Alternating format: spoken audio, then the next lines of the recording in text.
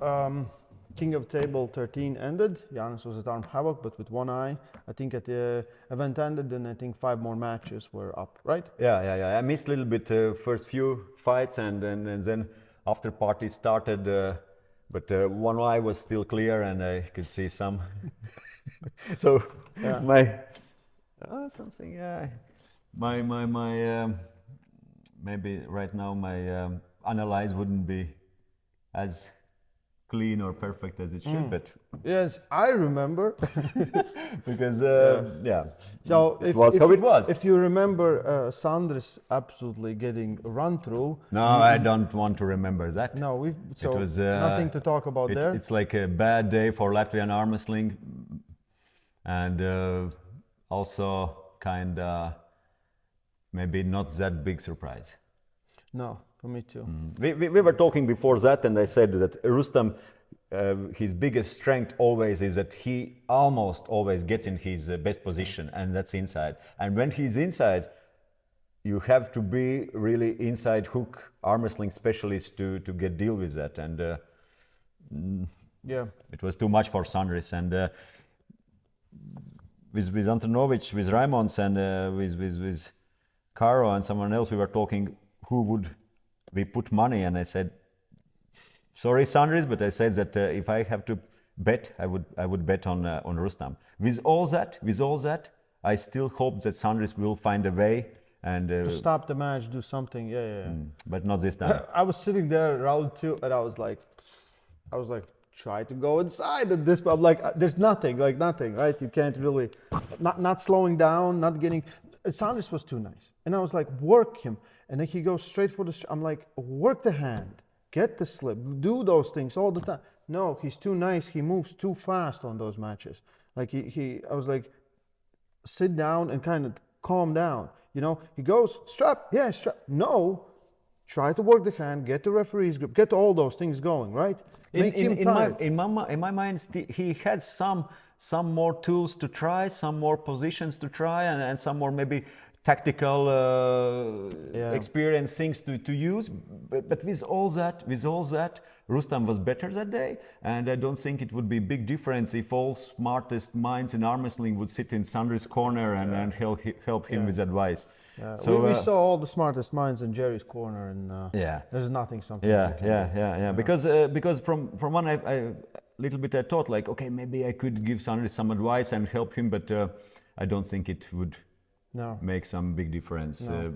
Just Rustam was better that day, and then Sandris have to not like get back in his best, because he's still strong, but somehow maybe all that connection with inside, with hook or is set up for top roll and belief for top roll, something is not working more specialized down. Yeah.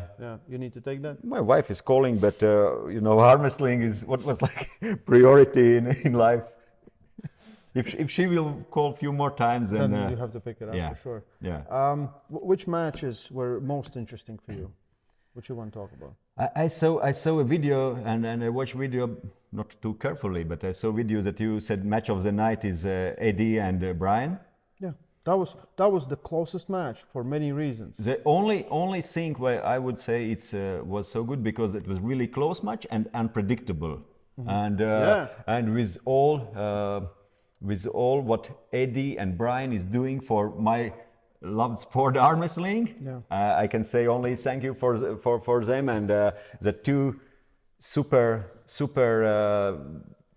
successful and famous guys in a strength sport are pulling an arm wrestling event like this. It's great. It's great, and how good they were selling event and arm wrestling, and how good they show sport of arm wrestling. It's fantastic. If we talk about fight itself, yes, it was entertaining, but from other side it was, I would say, two not so technically coordinated and tactically smart guys trying to do something on table, and sometimes seems like they don't know what to do.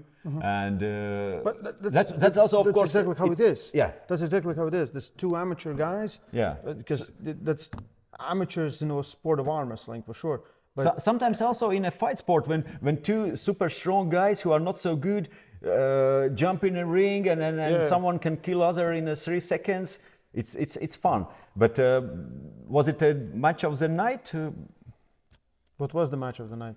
Because I talk not only about who made biggest show, but how important the fight was.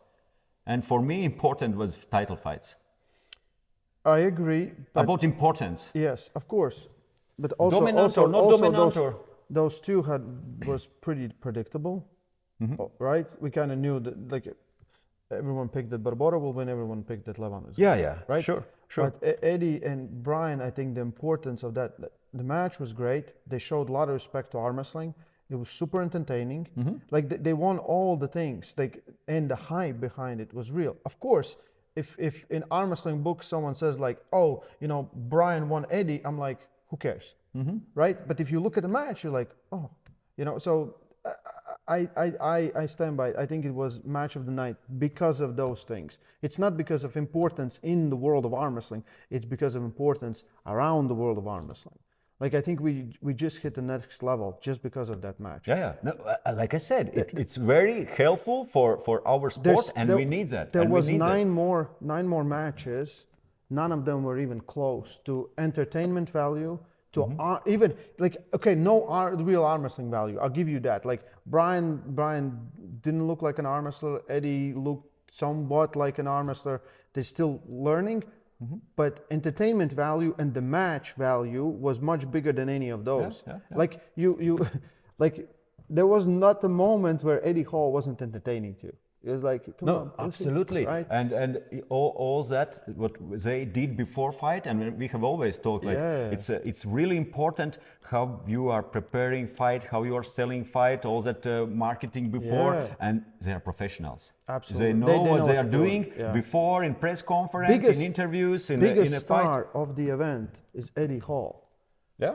After the match, biggest star. I absolutely agree with that. Yeah. But saying for me that I enjoyed fight as watching what they are doing on table. Yeah. I know. At some point, I was like, damn, just little bit slip, get some strap, just go to side, and you watch like, come on, guys, sink.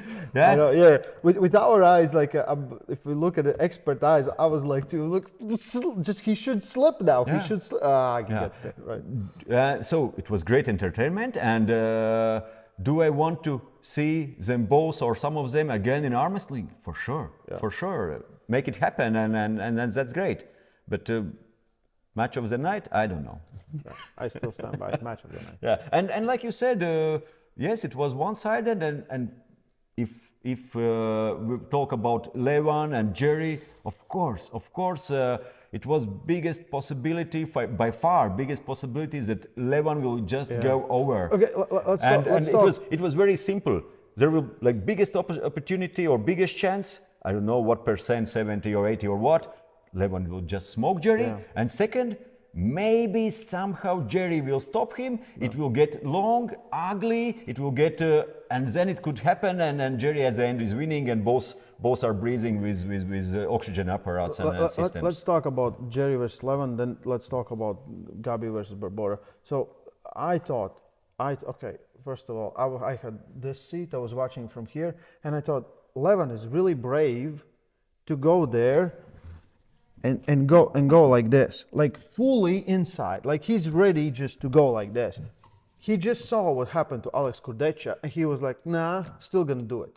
Because in an interview we talked, and I thought maybe he's kind of playing mind games. He's like, yeah, Jerry wants you to top roll him.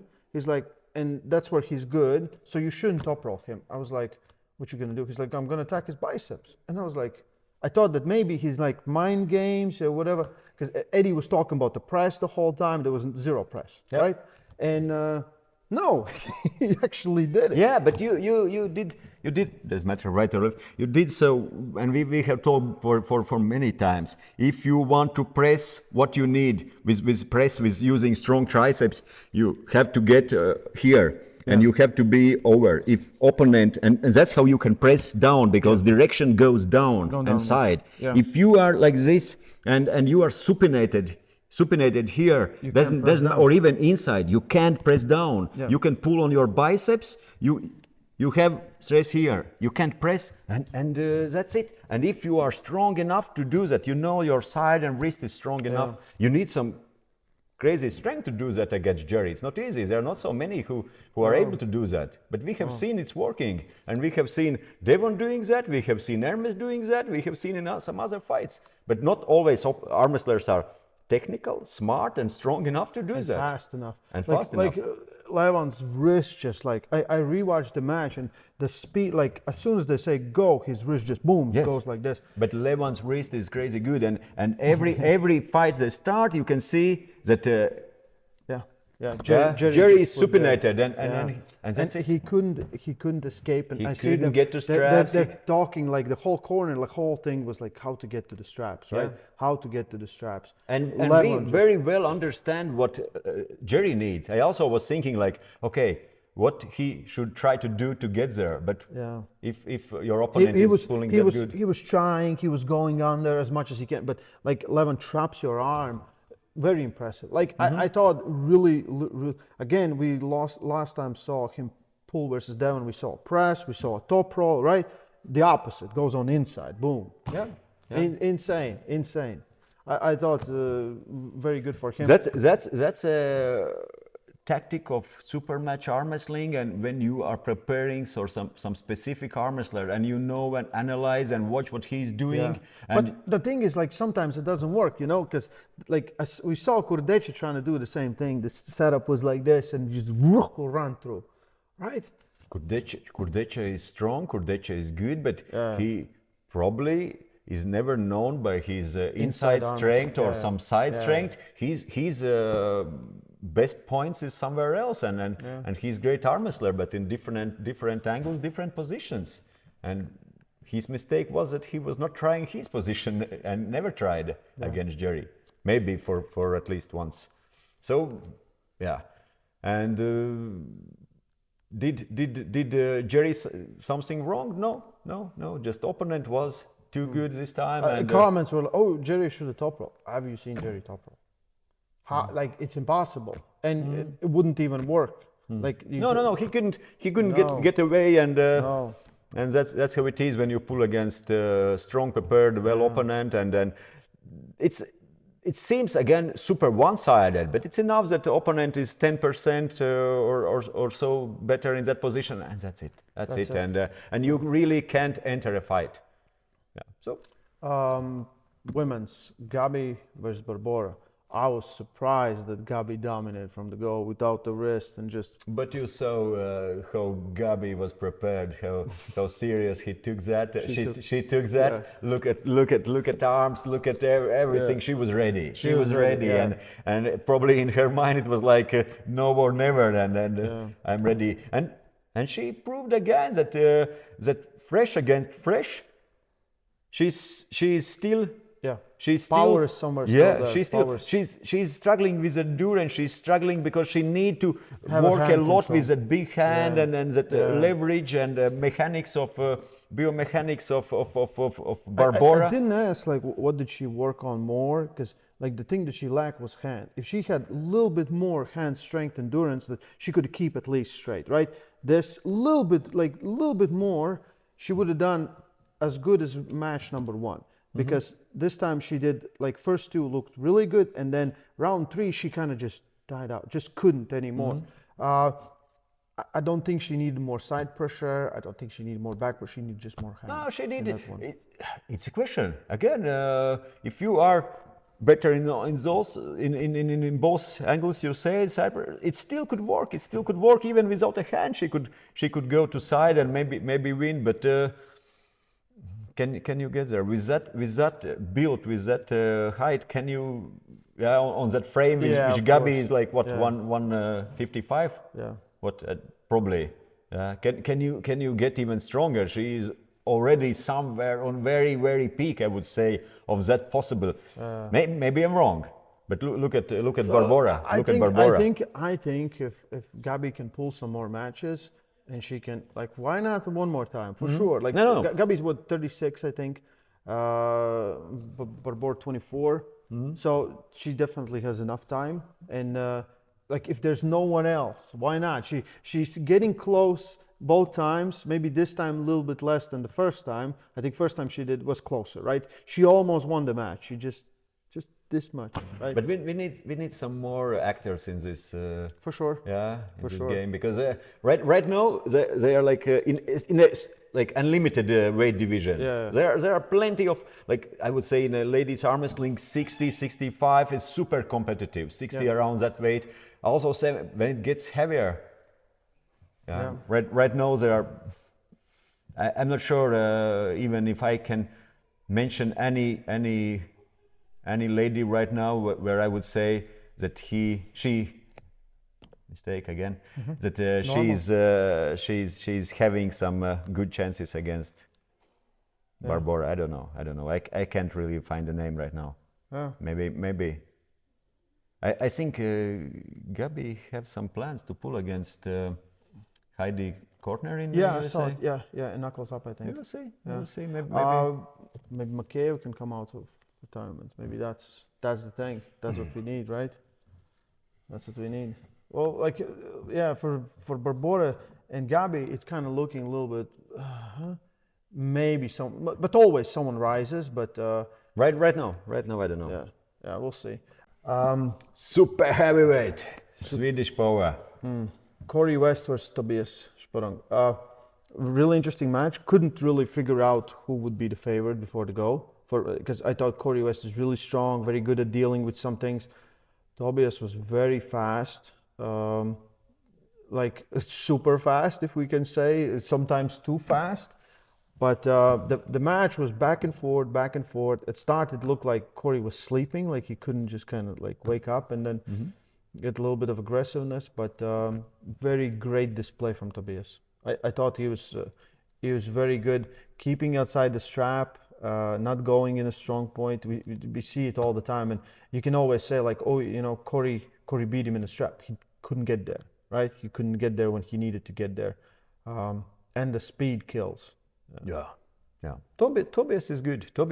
And he always looks very, very explosive and strong on table. And only time when he was not really when he was pulling against Vitali. Yeah. But Vitali, maybe I would say is, in my eyes, he is strongest left-hand arm wrestler right now in the world. If he is not maybe in ratings, then in my eyes, he's. At least that's what I think. We will find out it quite soon, I think, no? Yeah. They will pull Morozov in Tbilisi. Finally. Absolutely, took us 20 years. that was the only fight where I really saw that Tobias don't have much chance and is out of his game. Otherwise, always super explosive, fast, strong, sinking arm wrestler. Looking forward to see more of him. Matt Maas, Marcio Barbosa. Matt is just, his technique is too much, or maybe Barbosa cannot be the Barbosa we want to see. It was literally copy paste of the match 6 years ago, right? I don't know. I don't know how really good Marcio is right now. He's training seriously. He's looking physically big and strong, but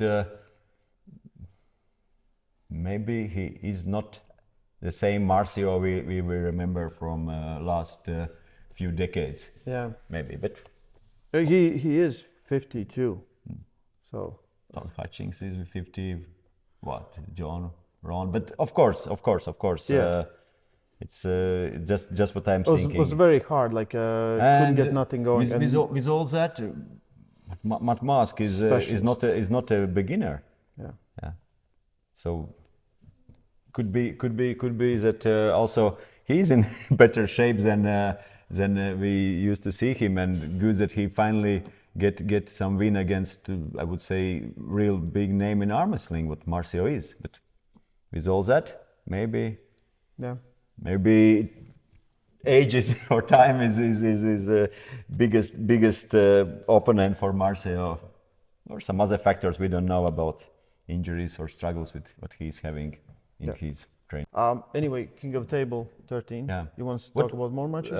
Pauline and Krasy. I love that. I didn't love expect that. I didn't expect you.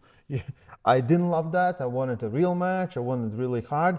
Round number 1, and they're here, right? They're in a hook, and Krasy looks like this, and I was like, this is over. Like and Krasy was like kind of little. He expected more, right?